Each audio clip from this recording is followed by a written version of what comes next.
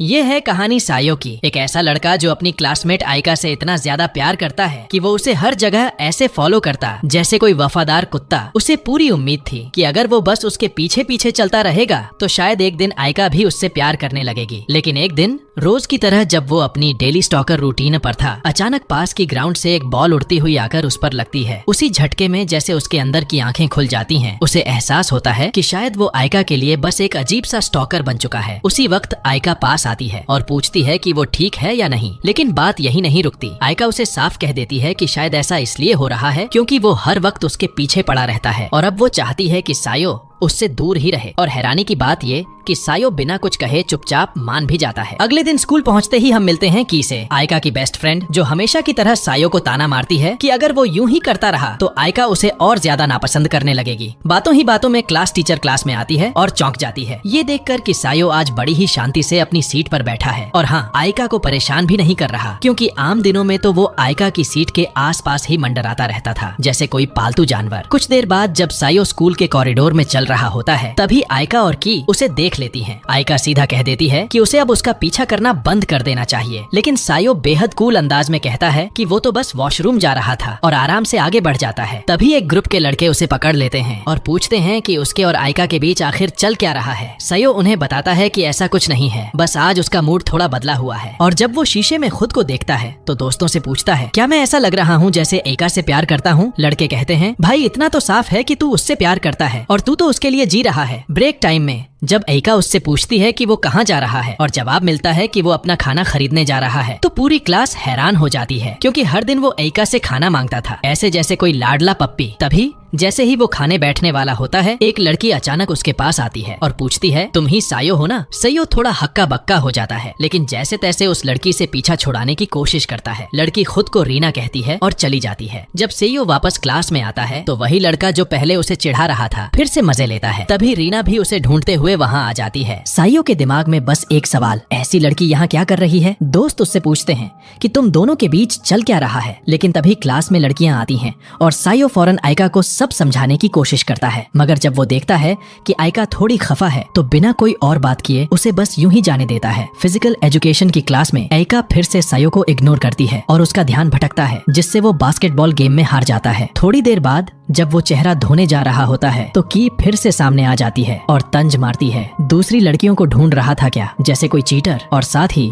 रीना के बारे में बात करती है। जब सायो सुनता है कि रीना ने हाल ही में अपने बॉयफ्रेंड से ब्रेकअप किया है तो वो उसी बॉयफ्रेंड से बात करने निकल पड़ता है, ये जानने के लिए कि रीना क्या सोचती है। वो सुनता है कि रीना का एक्स अपने दोस्तों से कह रहा है, शायद मेरे टाइप की लड़की तो आयका जैसी हो। ये सुनकर सायो थोड़ा सोच में पड़ जाता है कि दुनिया में हर तरह के लोग होते हैं। तभी की आती है और फिर से उसे छेड़ती है, क्या बात है भाई, रीना वाली बात को लेकर परेशान है क्या? तभी सायो कुछ पूछना चाहता है लेकिन रीना बीच में आ जाती है और कहती है, मुझे तुमसे बात करनी है। की मजाक करती है, अच्छा तो अब सब क्लियर कर ही दो कि क्यों तूने अपने एक्स से ब्रेकअप किया। की फिर बोलती है, उस लड़के की तो सोच ही खराब होगी जो इतनी बढ़िया लड़की को छोड़ दिया। रीना अब और सहन नहीं कर पाती, वो गुस्से में कहती है, कृपया दूसरों के एक्स को जज करना बंद करो, और वहाँ से भाग जाती है। सायो उसके पीछे दौड़ता है और तभी रास्ते में एक प्यारी सी लड़की से टकरा जाता है जो कुछ सामान लेकर जा रही थी। जब वो माफी मांगने की कोशिश करता है वो लड़की घबराकर बिना कुछ बोले वहाँ से भाग जाती है। जैसे ही सायो की मुलाकात रीना से होती है वो सबसे पहले उससे की कही बातों के लिए माफी मांगता है और फिर खुलकर बताता है कि जैसे सब अफवाहों में कहते हैं, हाँ उसे आयका बहुत पसंद थी लेकिन अब इतने बार ठुकराए जाने के बाद उसे लगने लगा है कि अब वक्त है आगे बढ़ने का। फिर वो रीना से उसके एक्स बॉयफ्रेंड के बारे में पूछता है। रीना बताती है कि उसने सुना था कि उसके एक्स ने कहा था कि आयका जैसे लड़कियां ही उसके टाइप की होती हैं और भले ही रीना को वो वैसे पसंद नहीं करता था फिर भी ये सुनना उसे काफी तकलीफ दे गया। इसलिए अब वो चाहती थी कि उसका एक्स भी वही दर्द महसूस करे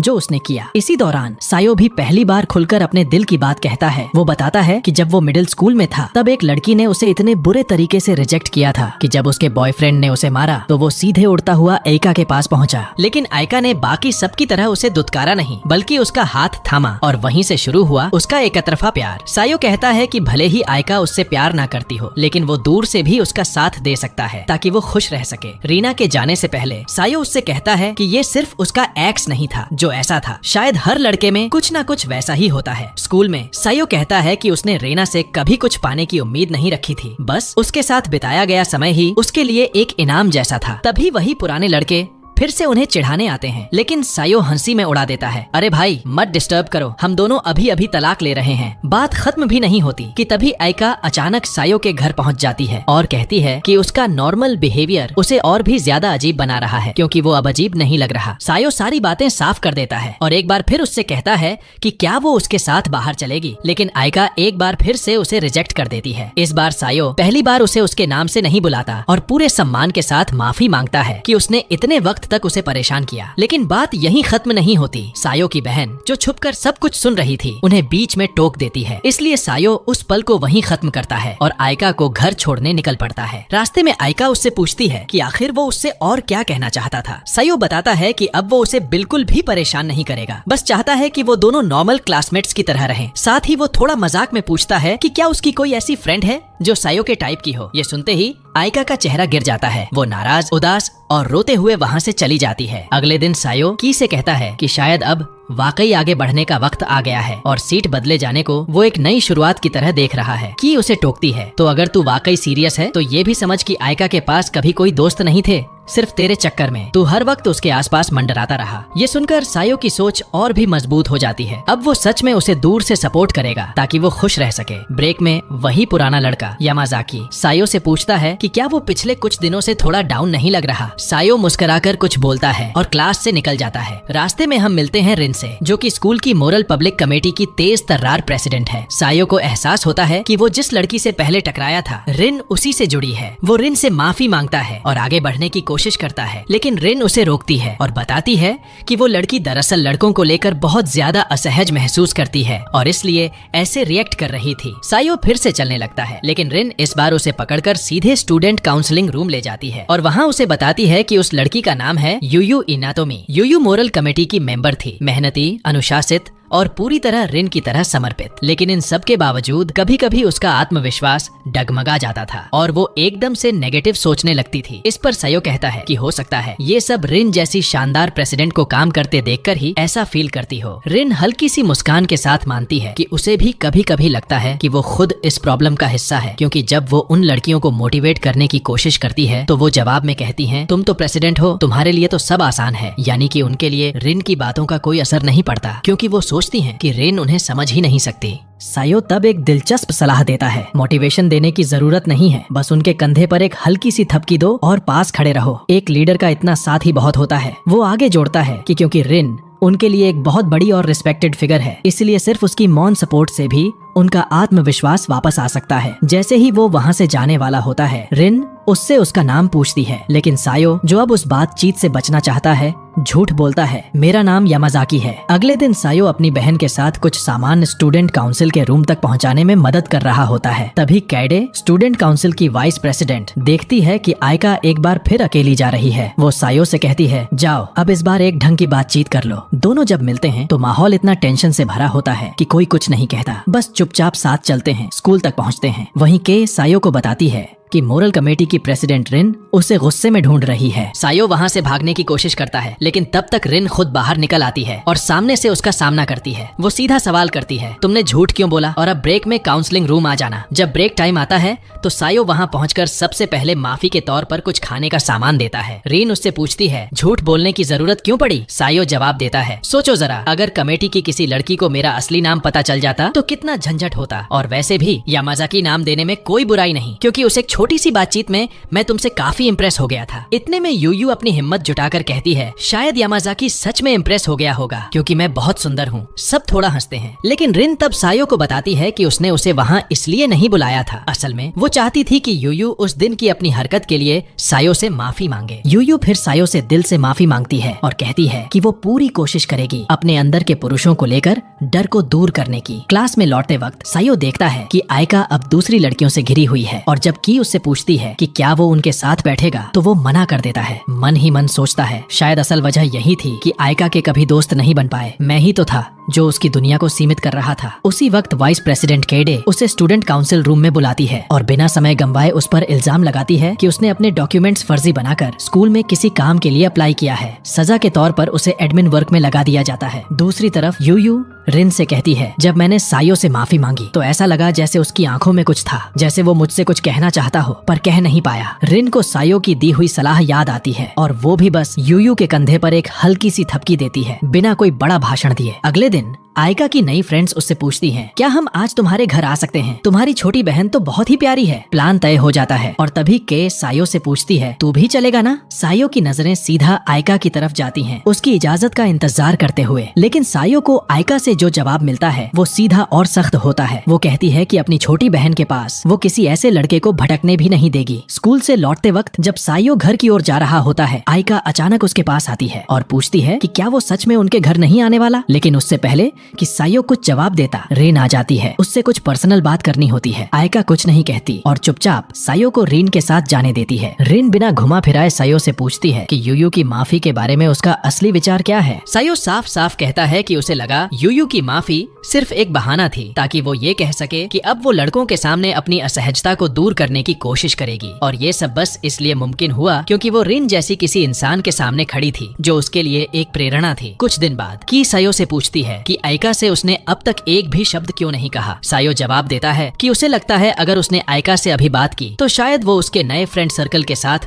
जो छोटी सी प्रगति कर रही है वो सब फिर से बर्बाद हो जाएगा। तभी हम मिलते हैं ससाकी से। वो फुल ऑन स्कूल का handsome football club member type लड़का है। वो सायो को आयका की छोटी बहन की कुछ तस्वीरें दिखाता है जो उसने उनके घर के बाहर क्लिक की थी। फिर वो खुद की बहन को भेज देता है क्योंकि ससाकी की बहन को ओनी-चैन सिंड्रोम वाला भाई भाई क्रश होता है। ब्रेक टाइम में सायो अकेला खाना खा रहा होता है जब यामाजाकी उसे अपने फ्रेंड ग्रुप में खाने के लिए बुलाता है। सब साथ बैठकर खाते हैं और लड़कियां उससे मजाक में पूछती हैं कि इतने टाइम आयका के आसपास रहने के बाद क्या उसके साथ कुछ सीरियस हुआ। फिर वो पूछती हैं कि जब रीना उससे इंटरेस्टेड थी तब क्या कुछ हुआ था उनके बीच। सायो कुछ जवाब देता इससे पहले ही आयका गुस्से में वहाँ पहुँचती है और उसे खींचकर एक अलग जगह ले जाती है। सायो कंफ्यूज होता है, उसे समझ नहीं आता कि आयका इतनी नाराज क्यों है। तभी आयका उससे सवाल करती है कि वो ऐसी लड़कियों से क्यों बात कर रहा था। कुछ पल के लिए उसकी आंखों में जलन और परवाह की झलक दिखती है, लेकिन फिर बिना कुछ कहे वो वहाँ से चली जाती है। थोड़ी देर बाद सायो की के साथ बात कर रहा होता है जब अचानक स्टूडेंट काउंसिल का प्रेसिडेंट हयातो वहाँ पहुँचता है और उसे एक प्राइवेट बातचीत के लिए ले जाता है। हयातो कहता है कि इन दिनों कैडे काफी उलझन में है क्योंकि सायो में जो अचानक बदलाव आया है वो उसे बेचैन कर रहा है। कैडे को लगता है कि कहीं न कहीं वो खुद जिम्मेदार है क्योंकि शायद उसकी कही कुछ बातें ही थीं जिनकी वजह से उसका छोटा भाई अपनी युवाओं की बहार छोड़कर एकदम बदल गया। सायो उसकी बातों को समझता है और हयातो के साथ उस जगह पर जाता है जहां उसकी बहन उसका इंतजार कर रही होती है। वहां पहुंचकर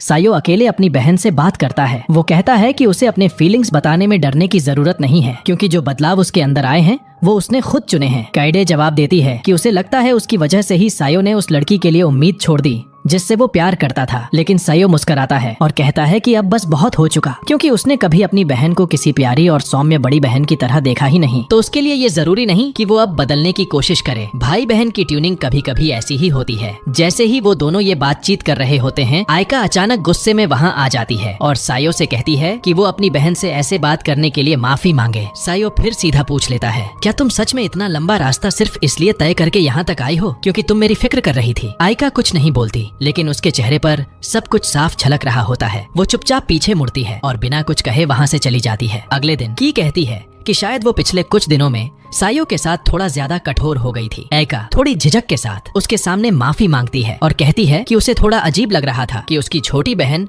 सायो के साथ इतनी जल्दी घुल मिल गई थी। पिछले कुछ दिनों से सायो के बदले बर्ताव के बाद जब वही दोस्त फिर से आयका के घर आते हैं तो की कहती है कि आयका पिछले कुछ वक्त से कुछ उदास सी लग रही है। ऐसा लगने लगा था कि जब से सायो ने उसका पीछा करना बंद किया है आयका में कोई खालीपन सा आ गया है। आयका खुद नहीं समझ पा रही थी कि वो क्यों परेशान है, लेकिन की बड़ी साफगोई से कहती है शायद दिल के किसी कोने में सायो तेरे लिए वाकई में मायने रखता था। वो आगे कहती है कि शायद अब वक्त है कि आयका भी थोड़ा सा कदम आगे बढ़ाए और सायो के लिए अपनी तरफ से कुछ करे। उधर कैडे सायो से कहती है कि उसे अब अपना हेयर कट करवा लेना चाहिए क्योंकि अब उसका लुक थोड़ा बिखरा बिखरा सा लग रहा है। सायो हंसते हुए जवाब देता है, पहले मैं हर काम इसलिए करता था ताकि आयका को इम्प्रेस कर सकूं, और जब अब वो जिम्मेदारी नहीं रही तो बाल कटवाना भी भूल गया। क्लास खत्म होने के बाद आयका थोड़ी झिझक के साथ सायो से दोबारा कनेक्ट करने की कोशिश करती है, लेकिन सायो उसकी कोशिश को समझ नहीं पाता और सीधा अपने टिफिन के साथ अकेले खाने निकल पड़ता है। लेकिन तभी रिन आती है और कहती है, चलो हमारे साथ खाना खाओ। यूयू चाहती है कि तुम भी उसके साथ बैठो। वहाँ हमें आया से मिलवाया जाता है, यूयू की बचपन की दोस्त, जो सायो की यूयू से नजदीकी को लेकर थोड़ी असहज होती है। खाने के बाद रिन सायो से पूछती है कि उसे यूयू के अंदर आया ये चेंज कैसा लग रहा है। सायो उसकी बजाय आया के बारे में पूछता है। रिन बताती है कि आया कुछ यूयू के लिए एक मम्मी मुर्गी टाइप की प्रोटेक्टिव फ्रेंड है। वो उससे बहुत प्यार करती है और उसके लिए बहुत पजेसिव है। रिन आगे कहती है कि सायो जैसा सोच रहा है वैसा आया बिल्कुल नहीं है, बल्कि उसने कभी सायो को बुरा नहीं समझा, क्योंकि वो जानती है कि सायो ने ही यूयू को उस डर से बाहर निकलने में मदद की है जो वो लड़कों को लेकर महसूस करती थी। रिन कहती है कि सायो ने सिर्फ यूयू की मदद नहीं की, बल्कि उसने रिन को भी एक नई नजर दी कि कैसे वो अपनी टीम को सपोर्ट कर सकती है। जब रिन सायो की बहन का नाम लेती है तो सायो चौंक जाता है और पूछता है, क्या आप मेरी बहन को जानती हैं? रिन मुस्कुराकर जवाब देती है, हाँ, मिडिल स्कूल से जानती हूँ। वो तब एकदम बिगड़ैल लड़की टाइप थी जिसे कोई नहीं सुधार सकता था। कुछ समय बाद सायो देखता है कि ससाकी थोड़ा परेशान है, क्योंकि उसकी छोटी बहन लगातार उसे कॉल कर रही है और सवालों से बमबारी कर रही है। तू कहाँ है? किसके साथ है? फिर ससाकी सायो को एक साइड ले जाकर सीधा पूछता है, तेरा और आयका का आखिर चल क्या रहा है? क्योंकि अब ससाकी आयका में सीरियसली इंटरेस्टेड है। ये सब सुनकर सायो थोड़ा इमोशनल हो जाता है, क्योंकि उसे लगने लगता है कि आयका और ससाकी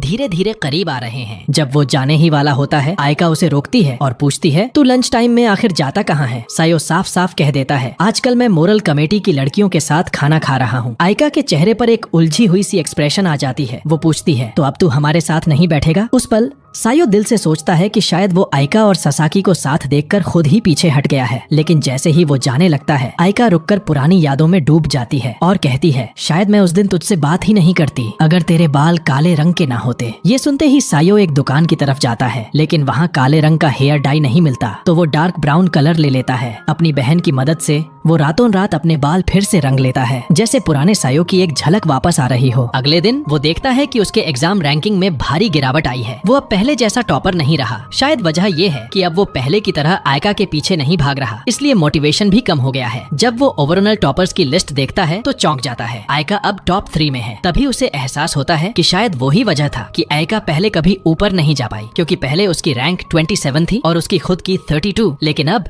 वो पेस्टीट वे नंबर तक गिर चुका है और आयका आसमान की ओर बढ़ चुकी है। कुछ दिन बाद आयका की फ्रेंड्स फिर से कहती हैं कि वो उसके घर आना चाहती हैं, क्योंकि उसकी छोटी बहन इतनी क्यूट है। इसी दौरान ससाकी मजाक में पूछता है, इस बार सायो को बुलाया जाएगा या नहीं? पिछले कुछ दिनों में आयका और सायो के बीच एक अजीब सी दूरी आ गई थी। जो पहले हर पल आयका के आसपास मंडराता रहता था, अब वही लड़का जैसे खुद में सिमट गया था। लंच के बाद सायो देखता है कि कुछ लड़कियां क्लासरूम के बाहर आयका के बारे में बात कर रही थी। जब उसने उनसे बात करने की कोशिश की तो एक लड़की डर के मारे चीख मार देती है। सायो इस पर मजाक करता है और वो लड़कियां शर्मिंदा होकर वहाँ से चली जाती हैं। दूसरी तरफ जब आयका और सायो स्कूल की ओर जा रहे होते हैं और बारिश शुरू हो जाती है तो चलते चलते अचानक दोनों एक दूसरे से टकरा जाते हैं। तभी सायो देखता है कि एक गाड़ी तेजी से उनके पास से गुजरने वाली है, जिससे आयका पूरी तरह भीग सकती थी। बिना सोचे समझे सायो आगे बढ़कर आयका को ढक लेता है और खुद पूरी तरह भीग जाता है। स्कूल पहुंचने पर सायो अपनी सीट पर ही बेहोश हो जाता है। तेज बुखार ने उसे जकड़ लिया था। होश आने पर टीचर उससे पूछती है कि क्या हुआ, लेकिन जब वो नर्स रूम की ओर जा रहा होता है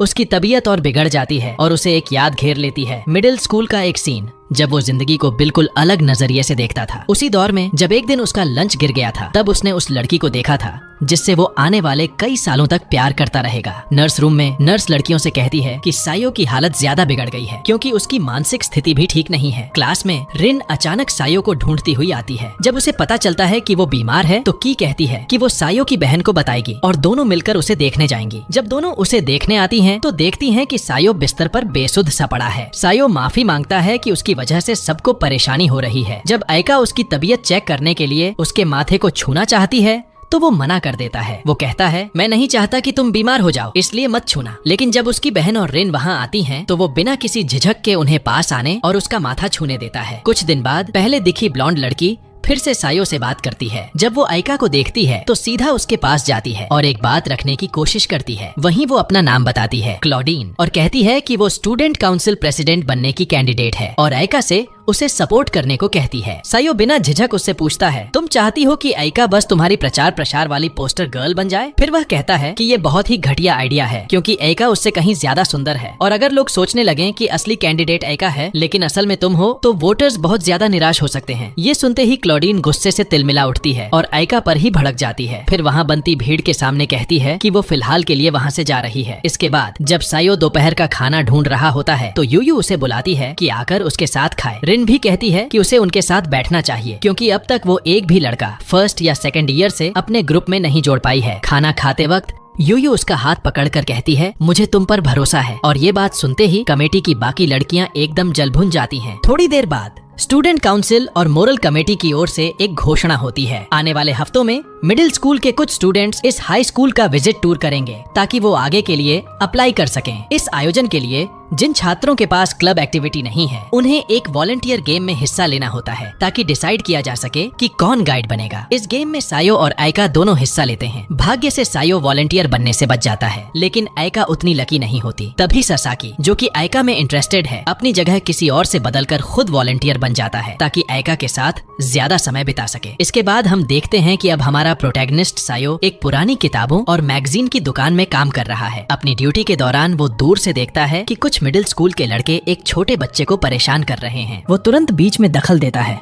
और बच्चे से किसी फैमिली मेंबर का नंबर पूछता है ताकि उसे बुलाया जा सके। थोड़ी देर में एक लड़की वहाँ पहुँचती है, बिल्कुल मैच्योर और शांत दिखने वाली, जिसे देखकर सायो अंदाजा लगाता है कि वो शायद यूनिवर्सिटी स्टूडेंट होगी। अगले दिन जब वो अकेले बैठा होता है, काइडे उसे पूछती है कि क्या उसे रिन की इन्विटेशन मिली थी मोरल पब्लिक कमेटी में शामिल होने की। काइडे आगे कहती है कि अगर वो उस कमेटी में नहीं गया तो स्टूडेंट काउंसिल में शामिल हो जाए, क्योंकि वो नहीं चाहती थी कि काउंसिल किसी ऐसे हाथों में जाए जिसे कोई जानता ही ना हो। शाम को वही लड़की जो कल आई थी दुकान पर फिर से आती है। सायो थोड़े नर्वस अंदाज में कहता है कि वो बहुत मैच्योर लगती है, जिससे वो थोड़ा घबरा गया था। लड़की मुस्कुराकर जवाब देती है कि पहली बार किसी ने उसे ऐसा कहा, वरना लोग हमेशा कहते हैं कि वो अपनी उम्र से ज्यादा क्यूट या बच्ची लगती है। थोड़ी बातचीत के बाद वो सायो को उस दिन की मदद के लिए थैंक यू कहती है और बताती है कि उससे बात करके उसे बहुत कुछ समझ आया, क्योंकि काफी वक्त से उसने किसी लड़के से ढंग से बात नहीं की थी। फिर जाते जाते वो सायो को एक छोटा सा गिफ्ट देती है और पूछती है कि क्या वो फिर से इस दुकान पर आ सकती है। कुछ दिन बाद वही लड़की फ्यूका फिर से दुकान पर आती है और दोनों थोड़ी देर तक बातें करते हैं। सायो उसके पहने हुए हैंडमेड एक्सेसरी की तारीफ करता है, जिस पर फ्यूका बताती है कि ये उसने अपने पापा के साथ समुद्र किनारे एक छोटी दुकान से खुद बनाया था। जब सायो उस जगह का जिक्र सुनता है तो उसके दिमाग में चलता है कि इस साल आइका के लिए भी ऐसा कुछ देना चाहिए या नहीं, या शायद अपने उस एकतरफा प्यार के लिए आखिरी बार कुछ खास कर लेना चाहिए। लेकिन तभी फ्यूका के चेहरे की खुशी देखकर उसे एहसास होता है कि वो खुद उस जगह को लेकर कितनी एक्साइटेड है। इसलिए वो उससे पूछता है, क्या तुम मेरे साथ चलना चाहोगी?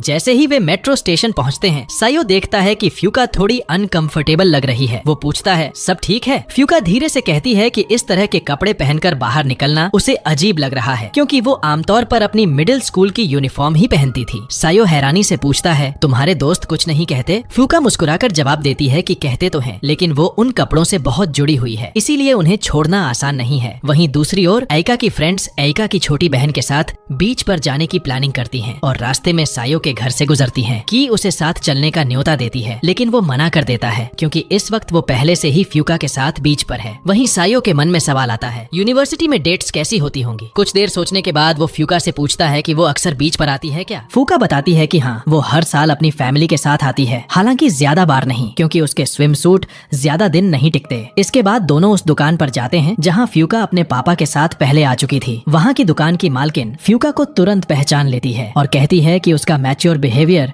उसे सबसे अलग बनाता है। जब दोनों बताते हैं कि वो सिर्फ दोस्त हैं, तो दुकान वाली उन्हें एक टूर देती है जिसमें वो बताते हैं कि कैसे वो अपने खुद के हैंडमेड एक्सेसरीज बना सकते हैं। इस दौरान सायो सोच में डूब जाता है कि अगर ये गिफ्ट आइका के लिए होगा तो वो कुछ ऐसा बनाए जो उसके लिए बिल्कुल परफेक्ट हो। सायो जब उस दुकान में खुद को एक अच्छा तोहफा चुनने की कोशिश में डूबा होता है तो दुकान की मालकिन उसकी सोच में डूबती निगाहों को पढ़ लेती है और कुछ बढ़िया आइडियाज देती है। तभी फ्यूका उससे पूछती है, क्या वो लड़की तुम्हारी गर्लफ्रेंड है जिसे तुम ये एक्सेसरी देना चाहते हो? सायो थोड़ा मुस्कुराते हुए कहता है, नहीं। इस पर फ्यूका फिर पूछती है, तो फिर ऐसी लड़की को इतना खास तोहफा क्यों दे रहे हो जो तुम्हारी गर्लफ्रेंड भी नहीं है? सायो बिना हिचक कहता है कि भले ही अब वो उसका प्यार न हो, लेकिन ऐसा नहीं है कि वो फीलिंग्स एक ही दिन में खत्म हो गई हों। और फिर उसका आइका से प्यार बेकार भी नहीं था, क्योंकि उसी की वजह से वो अपनी लाइफ में थोड़ा बहुत बेहतर इंसान बन पाया। ये सुनकर फ्यूका हल्की सी मुस्कान छोड़ती है और कहती है, शायद ही कोई इंसान ऐसा होगा जिसे किसी करीबी इंसान से तोहफा मिलने पर खुशी न हो। इन शब्दों के साथ ही सायो का मन पक्का हो जाता है कि वो आइका के बर्थडे पर उसे एक खास गिफ्ट जरूर देगा। जब दोनों अपनी अपनी चीजें तैयार कर रहे होते हैं, सायो दीवार पर एक फोटो देखता है जिसमें फ्यूका अपने पापा के साथ है। वो पूछता है, क्या तुम्हारी कोई छोटी बहन है? फ्यूका जवाब देती है कि नहीं, वो फोटो तो हाल ही में ली गई थी जब वो अपने पापा के साथ इस दुकान पर आई थी। यहीं पर हमें एक छोटा सा ट्विस्ट मिलता है। फ्यूका, जो अब तक यूनिवर्सिटी स्टूडेंट जैसी लग रही थी, असल में एक ओनल गर्ल्स हाई स्कूल की फाइनल ईयर स्टूडेंट है। थोड़ी देर बाद जब दोनों अपनी क्राफ्टिंग कर रहे होते हैं, फ्यूका अचानक पूछ बैठती है, तुम अब भी इतना सब क्यों कर रहे हो उस लड़की के लिए जिसे तुमने छोड़ दिया है? सायो थोड़ी देर चुप रहता है, फिर कहता है, शायद अब मैं ये सब अपने लिए कर रहा हूँ, किसी और के लिए नहीं। फिर मुस्कुराकर जोड़ता है, शायद तुम समझ पाओगी जब कभी तुम्हें भी किसी से प्यार हो। ये सुनकर फ्यूका शर्म से लाल हो जाती है और थोड़ा झिझकते हुए पूछती है, प्यार आखिर होता क्या है? सायो खुद भी थोड़ा भावुक हो जाता है और कहता है कि वो भी ठीक नहीं जानता कि प्यार क्या होता है, लेकिन हाँ, उसने जो भी फील किया उसी के चलते वो थोड़ा तो इंसान बना। उधर आइका रास्ते में किसी को सायो जैसा एक लड़की के साथ चलते देखती है। वो थोड़ी देर तक घूरती है, लेकिन खुद को समझाती है कि नहीं, सायो ऐसा नहीं हो सकता, सायो तो बस सायो है। वहीं सायो फूका को समझाता है कि उसे प्यार को लेकर घबराने की जरूरत नहीं है, क्योंकि ऐसे जज्बात जिंदगी में बिना बताए अचानक दस्तक देते हैं। कुछ दिन बाद इचिनोसे नाम की एक थोड़ी शर्मीली लड़की सायो की किताबों की दुकान में आती है। वो सायो की क्लासमेट थी और पार्ट टाइम जॉब ढूंढ रही थी, क्योंकि सायो अब नौकरी छोड़ने वाला था। दुकान के मालिक को उसके सीवी की भी जरूरत नहीं पड़ती, क्योंकि वो पहले से उनकी रेगुलर कस्टमर थी और दोनों में एक भरोसे का रिश्ता बन चुका था। लेकिन जब मालिक की पत्नी उसका चेहरा देखती है तो कहती है कि उसका भारी फ्रिंज बहुत कुछ ढक रहा है और उसे ट्रिम कर देना चाहिए। तभी सायो बात में दखल देता है और इचिनोसे से पूछता है, तुम इतने लंबे फ्रिंज के साथ किताबें कैसे पढ़ती हो? इचिनोसे जवाब में एक हेयर क्लिप दिखाती है जिसे वो पढ़ते वक्त लगाती है। ये देखकर दुकान की आंटी संतुष्ट हो जाती हैं और उसे उसी हालत में जॉब करने की अनुमति दे देती हैं। अगले दिन दुकान का मालिक सायो को जिम्मेदारी देता है कि वो इचिनोस को काम सिखाए। सबसे पहले सायो उसे समझाता है कि जब भी वो काम कर रही हो उसे हेयर क्लिप्स जरूर पहनने चाहिए। फिर वो बाकी स्टेप्स समझाता है और नोट करता है कि इचिनोस काफी रिजर्व और शांत स्वभाव की है। इसी दौरान एक बदतमीज कस्टमर काउंटर पर आता है, जिससे इचिनोस असहज हो जाती है और सायो को दखल देना पड़ता है। लेकिन उस अनुभव के बाद इचिनोस अंदर ही अंदर टूट जाती है और रो पड़ती है। ये देखकर सायो सोच में पड़ जाता है, क्या वाकई इचिनोस इस काम के लिए तैयार है? सायो ने इचिनोस को क्लाइंट्स को संभालने के गुण सिखाने की ठानी और काउंटर पर खड़े होते हुए उसने दुकानदार से पूछा, क्या उनकी पत्नी वाकई उस शर्मीली लड़की को कस्टमर से निपटने दे सकती है? मालिक ने विश्वास जताया कि इचिनोसे इस दुकान की सबसे रेगुलर और दिलचस्प कस्टमर है, इसलिए सायो ने वादा किया कि वो उसकी मदद करेगा ताकि वो इस रोल में फिट हो सके। उसने उसे कुछ टॉप टिप्स बताई, जैसे ग्राहकों की बात ध्यान से सुनो, भले ही वो रूखा हो, और आत्मविश्वास के साथ प्रतिक्रिया करो। जब सायो ने उससे पूछा कि क्या उसे खुद को साबित करने की जरूरत महसूस होती है, तो इचिनोसे ने मुंह झुकाकर कहा नहीं, लेकिन वो हार नहीं मानना चाहती। तो सायो ने मालिक से कहा कि वो उसे वापस भेजने की बजाय अपनी पूरी कोशिश करेगा कि वो इस नौकरी में टिक पाए। बाद में वीडियो कॉल पर उन्होंने आइका से भी सलाह ली और आइका ने उन्हें अकेला छोड़कर अच्छे से बात करने का मौका दिया। अगली सुबह सायो माफी मांगते हुए इचिनोसे को और भी काम सौंपता है ताकि वो बेहतर बन सके। ब्रेक टाइम में लोगों से थोड़ी दूर खड़े होकर वह उससे जानना चाहता है कि आखिर उसे ये जॉब क्यों इतनी जरूरी है। तो इचिनोसे बताती है कि वो इंडिपेंडेंट बनना चाहती थी, खासकर अपने बड़े भाई से अलग रहने के लिए, क्योंकि एक बार उसने घर में उसकी हील्स देख ली थी और भाई के कमरे में एक लड़की को उसके साथ पैशनेट किस करते देखा था। इस बात ने उसके दिल में बहुत कुछ हिलाकर रख दिया था। कुछ दिन बाद फूका फिर से आती है और क्योंकि उसे भी किताबें पसंद हैं, सायो उसे लेकर एक ग्राहक इंटरेक्शन एक्सरसाइज करवाता है। पहले फूका ने अच्छा किया, लेकिन जब इचिनोसे ने वही रोल प्ले किया तो वह शांत रही और हवा निकल गई, जिससे सभी हंसने पर मजबूर हो जाते हैं। बाद में सायो बताता है कि उसने ये नौकरी इसलिए दिलाई थी ताकि वो वहाँ सायो के जाने पर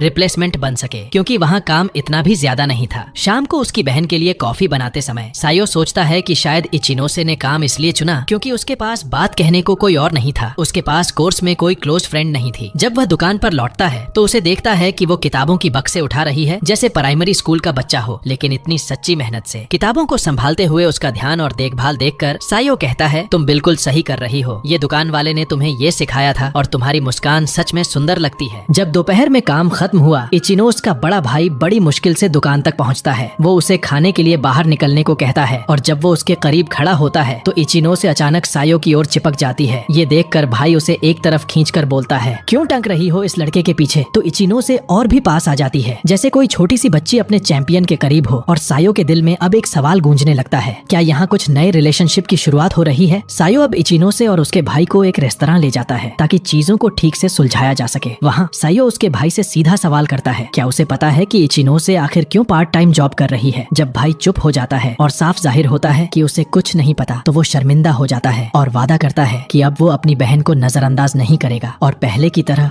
उसके साथ वक्त बिताएगा। तभी वहाँ आती है यूरी, भाई की गर्लफ्रेंड। यूरी हाथ जोड़कर इचिनोसे से माफी मांगती है। मैं जानती हूँ कि मैंने तुम्हारी जिंदगी में दखल दिया, लेकिन शायद तुम्हारे लिए अभी ये सब थोड़ा जल्दी है। प्लीज वापस चलो। मैं नहीं चाहती कि मेरी वजह से एक परिवार टूट जाए। लेकिन इससे पहले कि वो कोई फैसला करें, सायो बीच में बोल पड़ता है, कम से कम इचिनोसे की बात तो सुन लो, उसे भी कुछ कहना है। सायो साफ कहता है कि इचिनोसे अपनी दुकान की नौकरी को बखूबी निभा रही है और वो चाहता है कि भाई और यूरी का रिश्ता वैसे ही बना रहे ताकि इचिनोसे भी अपने तरीके से बड़े होने की ओर कदम बढ़ा सके। आखिरकार भाई से अलग होना ये नहीं होता कि उनका रिश्ता खत्म हो गया। वो अब भी वैसे ही हंस सकते हैं जैसे भाई बहन करते हैं। अपने फैसले खुद लेने का हक इचिनोसे को भी है। यह सुनकर यूरी और उसका भाई भावुक हो जाते हैं और वहाँ से चले जाते हैं। और सायो इचिनोसे से कहता है, वो दोनों आए थे तुम्हें ले जाने, लेकिन मुझे नहीं लगता तुम्हारा ये सारा जुनून व्यर्थ जाना चाहिए। कुछ दिन बाद फ्यूका फिर से दुकान आती है और सायो उसे देखकर हैरान रह जाता है। क्या सच में ये लड़की सिर्फ एक हाई स्कूल स्टूडेंट है? वहीं इचिनोसे को देखकर वो सोचता है कि जिसे सब स्कूल गर्ल समझते हैं वो असल में हाई स्कूल में है, और जिसे सब यूनिवर्सिटी गर्ल समझते हैं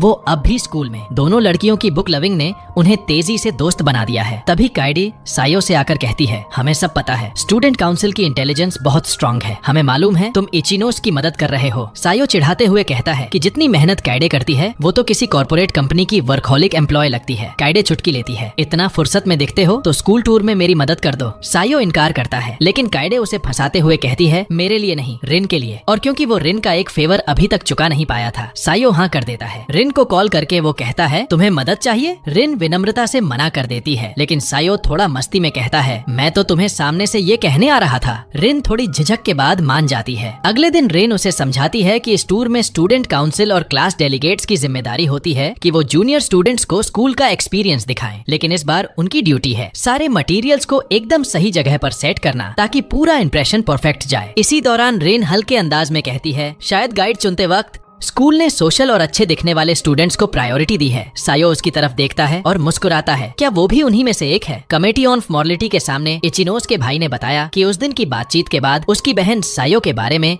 लगातार बात कर रही थी और अब उसमें एक अलग ही जोश नजर आ रहा था, जैसे उसे अपने पार्ट टाइम जॉब में किसी सच्चे गाइड की जरूरत थी जो उसे मिल चुका था। उधर ससाकी ने आयका को फुटबॉल क्लब के ट्रेनिंग सेशन में बुलाने की कोशिश की, लेकिन आयका ने मना कर दिया क्योंकि उसे अपनी छोटी बहन का ध्यान रखना था। इसी बात ने हमें आयका के अतीत की एक झलक दी, जहां अपनी बहन की जिम्मेदारी ने उसकी सोशल लाइफ लगभग खत्म कर दी थी। लेकिन फिर एक दिन एक लड़का उसके सामने आया, एक ऐसा लड़का जिसकी ट्रे उसके हाथ से गिर गई थी, और जब कोई उसकी मदद को नहीं आया तो आयका ने खुद को उसमें देखा, अकेला, परेशान और गुमसुम। कुछ दिन बाद वो लड़का आयका के सामने अपना दिल खोल देता है, तुम्हारी दयालुता ने मुझे मोह लिया है, क्या तुम मेरे साथ बाहर चलोगी? आयका उसे मना कर देती है, कहती है कि उसकी जिंदगी में पहले से बहुत जिम्मेदारियां हैं, पर लड़का हार नहीं मानता। वो आयका के पीछे बना रहता है, मुस्कुराता रहता है और उसी स्कूल में दाखिला भी ले लेता है जहाँ आयका पढ़ती थी, और जहाँ उसकी परफॉर्मेंस हमेशा औसत रही थी वहाँ उसने एडमिशन टेस्ट क्लियर कर लिया, सिर्फ आयका की वजह से। वक्त के साथ किए जैसे लोग भी उसकी जिंदगी में आए और उसे एक खुशहाल स्कूल लाइफ का एहसास देने लगे। लेकिन जब से सायो ने उसका पीछा करना बंद कर दिया, आयका के अंदर एक अजीब सी बेचैनी घर करने लगी थी। क्या वाकई उसकी लाइफ पूरी थी? उसी बेचैनी में वो सायो को देखते ही भागने लगती है और सीधे जाकर उससे टकरा जाती है। सायो हैरान है कि आयका उसे ढूंढती हुई आई है। वो पूछता है, क्या हुआ, सब ठीक है? तुम कुछ ज्यादा ही नॉर्मल लग रही हो मेरे साथ। आयका थोड़ा चुप रहती है, फिर कहती है, हमने बहुत दिन से बात नहीं की थी और मैं उदास महसूस कर रही थी। ये सुनकर सायो मुस्कुराता है और बताता है कि वो भी उससे बात करना चाहता था, लेकिन काम में बहुत बिजी था, कमेटी और अपने जॉब की वजह से। तभी आयका थोड़ी जलन भरे लहजे में पूछती है, क्या वो इचिनोसे वाली बात थी? सायो उसके नाम पर थम जाता है, लेकिन फिर मुस्कुराकर कहता है, हाँ, और सच कहूँ तो तुम्हारी दी गई सलाह की वजह से मैं उसे बेहतर तरीके से हैंडल कर पाया। आयका कुछ और नहीं कहती, लेकिन सायो अब बात को बदलने की कोशिश करता है। तुम इन दिनों क्या कर रही थी? लेकिन तभी की बीच में आकर इस रोमांटिक माहौल को तोड़ देती है। फिर सायो बताता है कि वो रिन की रिक्वेस्ट पर कमेटी का हेल्पिंग हैंड बना हुआ है, और फिर कहता है कि स्कूल ने अट्रैक्टिव स्टूडेंट्स को इसलिए चुना है ताकि ज्यादा से ज्यादा जूनियर्स एडमिशन लें। तभी की थोड़े मजाकिया टोन में सायो से पूछती है, तू तो इचिनोसे को भी हेल्प कर रहा है, कहीं दिल लगा तो नहीं बैठा? सायो थोड़ा झेंपता है और बातचीत वहीं खत्म होती है, लेकिन आयका धीरे से कहती है, मिलेंगे एक बार जब ये सारे गाइड्स खत्म हो जाएं। कुछ दिन बाद स्कूल के सीनियर मेंबर्स का मोटिवेशनल भाषण होता है और हम देखते हैं कि फ्यूका, आयका और ससाकी के ग्रुप के साथ टूर पर है। उसी वक्त आइका की नजर पड़ती है। एक और ग्रुप में कुछ लड़के रीना को तंग कर रहे थे, उसे जबरदस्ती प्रपोज करने की कोशिश कर रहे थे। बिना वक्त गंवाए आइका वहाँ पहुँचती है और उन लड़कों को एक ठंडी फटकार और जिंदगी की हकीकत का एक जोरदार तमाचा देती है। जैसे ही स्कूल टूर खत्म होता है, वो लड़के जो रीना को परेशान कर रहे थे अपने बर्ताव पर शर्मिंदा होते हैं और आइका से माफी मांगते हैं, ये वादा करते हुए कि अब दोबारा ऐसा नहीं होगा, क्योंकि वो सच में उस स्कूल में एडमिशन लेना चाहते थे। टूर खत्म होने से पहले फ्यूका दूर से सायो को देख लेती है और दौड़ती हुई उसके पास आती है। उसके साथ आई लड़कियां पूछती हैं, क्या यही वो फेमस सायो है जिसने फ्यूका जैसी भोली और उलझी लड़की को जिंदगी का सही मतलब समझाया? तभी फ्यूका सबको चिढ़ाने के लिए कहती है, अब कहने का कोई फायदा नहीं, मैं और सायो तो पहले ही एक गहरा कनेक्शन बना चुके हैं, जैसे उस दिन जब हम साथ में समंदर किनारे गए थे। ये सुनते ही आइका चिढ़ जाती है और तुरंत सायो को केई के साथ खींच कर ले जाती है। फिर वो दोनों उसे फूका के बारे में घेर कर सवालों की बौछार कर देती हैं। आइका थोड़ी शर्माते हुए कहती है, अगर तुम फ्यूका के साथ टाइम बिताओगे तो हमसे भी उतना ही समय बिताना पड़ेगा। कुछ दिनों बाद सायो और इचिनो से दुकान बंद कर रहे होते हैं, क्योंकि तेज बारिश आने वाली होती है। उसी दौरान सायो देखता है कि आइका बारिश में भीगती हुई उसकी ओर आ रही है। इचिनोस को देखकर आइका उससे पूछती है, क्या तुम सच में बदल गई हो? और फिर बताती है कि वो सिर्फ उसे देखने आई है। वो पूछती है कि क्या सायो अब भी पार्ट टाइम जॉब करेगा? सायो जवाब देता है कि उसका असली प्लान है गर्मियों की छुट्टियों के बाद काम छोड़ देने का। इचिनो से हल्की उदासी में नजर आती है तो सायो उसे दिलासा देता है, चाहे ऐसा न लगे लेकिन तुम अब खुद अपने पैरों पर खड़ी हो, मेरी जरूरत नहीं रही। तभी अचानक फ्यूका भीगती हुई दुकान में दाखिल होती है। आइका को देखकर वो उसका शुक्रिया अदा करती है पिछले गाइडेंस के लिए, और इचिनोस भी उसे बुलाकर सुखाने लगती है, क्योंकि वो दोनों अक्सर किताबों के बारे में बातें करते हुए वक्त बिताते हैं। थोड़ी देर की बातचीत और एक छोटा सा फिसलन भरा पल गुजरने के बाद लड़कियां हंसते हुए कहती हैं कि उनका इरादा छुपकर देखने का नहीं था, और दरवाजा बंद कर देती हैं। इसके बाद आइका थोड़ी हिचकिचाते हुए कहती है, मैं तुमसे हमारे घर आने की बात करने आई थी। सायो हैरान होकर पूछता है, मतलब अब भी वैलिड है वो इनविटेशन? आइका हाँ में सिर हिलाकर कहती है, हाँ, लेकिन तुम्हें एक अच्छे बड़े भाई जैसा बिहेव करना होगा, और सच कहूँ मैं चाहती हूँ कि तुम हमारे घर आओ। अगले दिन जब सायो मन ही मन खुद को आइका के घर जाने के लिए तैयार कर रहा होता है, तब अचानक की आ जाती है और बिना किसी झिझक के डोरबेल बजा देती है। घर के अंदर जाते ही सायो खुद को आइका की छोटी बहन से मिलवाता है। थोड़ी देर में वो समझ जाता है कि ये छोटी बच्ची बहुत ज्यादा एनर्जेटिक है, लेकिन आइका कहती है, वैसे तो ये बहुत शांत रहती है, लेकिन तुम्हारे साथ ये कुछ ज्यादा ही एक्साइटेड है। थोड़ा और खेलते खेलते सायो इतना थक जाता है कि वो लगभग बेहोश ही हो जाता है। उसी वक्त आइका की मम्मी घर लौटती है। सायो तुरंत सीधा होकर एकदम औपचारिक स्टाइल में अपना परिचय देता है, मैं सायो हूँ। मम्मी मुस्कुराकर पूछती हैं, ओह, क्या तुम वही सायो हो जिसके बारे में मेरी बेटी अक्सर बातें करती है? आइका थोड़ी शर्मा जाती है और कहती है, मम्मी मेरे फ्रेंड सब जा रहे हैं। मम्मी दरवाजे तक आती हैं और सायो से कहती हैं, अगली बार जब मिलेंगे तो लंबी बात करेंगे। घर लौटते समय की जानबूझकर एक अलग रास्ता पकड़ लेती है ताकि आइका और सायो को अकेला वक्त मिल सके। रास्ते में आइका कहती है, पता है अब स्कूल लाइफ कुछ ज्यादा ही मजेदार लगने लगी है, शायद इसलिए कि मैंने अब कई दोस्त बना लिए हैं। सायो थोड़ा गिल्टी महसूस करते हुए कहता है, शायद ये मेरी ही गलती है, लेकिन आइका उसे साफ करती है, नहीं, अगर तुम नहीं होते तो मैं कभी खुल नहीं पाती, ना ही लोगों से मिल पाती। घर के हालात, पैसे की टेंशन, सब ने मुझे रोक रखा था, लेकिन तुम वो वजह बने जिससे मैंने दोबारा किसी को अपनाना सीखा। हाँ, आज मेरे पास दोस्त हैं, लेकिन उसके बावजूद ऐसा लगता है जैसे कुछ अधूरा है। कोई है जिसकी कमी मैं हर वक्त महसूस करती हूँ, कोई जो हमेशा वहीं होता है जहाँ मुझे लगता है कि मैं बिलोंग करती हूँ, और वो हो तुम। तभी आसमान में बहुत सारे पटाखे फूटते हैं और तेज आवाज से घबराकर आइका सायो से लिपट जाती है। धीरे से वो पूछती है, क्या तुम दोबारा मेरा नाम नहीं लोगे? फायरवर्क्स के खत्म होने के बाद सायो चुपचाप उसकी उंगलियों की तरफ हाथ बढ़ाता है और आइका उसकी उंगलियों को थाम लेती है। फिर सायो उसका हाथ पूरी तरह पकड़ लेता है और उसे उसके घर तक छोड़ने चलता है, बस थोड़ा और वक्त साथ बिताने के लिए। और अगली सुबह जब सायो स्कूल जाने के लिए निकलता है तो देखता है कि आइका उसके इंतजार में खड़ी है, ठीक वैसे ही जैसे पहले हुआ करता था। और यहीं पर ये खूबसूरत कहानी खत्म होती है। अगर आप यहाँ तक देख चुके हैं तो शुक्रिया, मैं यहाँ और भी जबरदस्त वीडियो डाल रहा हूँ